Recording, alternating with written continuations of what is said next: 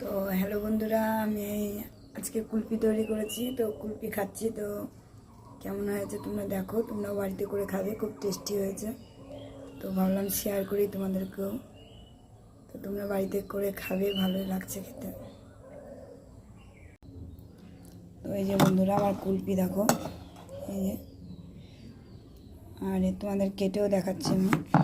এই যে আমি অনেকক্ষণ আগেই খেতে লেগেছি, তো ভাবলাম তোমাদের সাথে শেয়ার করি। অর্ধেকটা খাওয়া হয়ে গেছে, দেখতেই পাচ্ছ। আমি যে খাচ্ছি, বাড়িতে কেউ নেই, আমি একা একা বসে বসে খাচ্ছি। মেয়ে পড়তে গেছে, মেয়ে আসলেও খাবে, ওদের জন্য গ্লাসে জমিয়েছি। আমি এটা বাটিতে রেখেছিলাম, বেঁচে গেছিলো, আর জায়গা ছিল না ঢালার, ওই কারণে। তো আমি এটা একা খেয়ে নিই, দিয়ে গলাটা বসিয়ে নিই।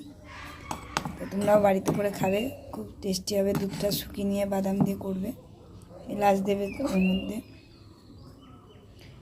তো আমি খাই, তোমরা দেখো।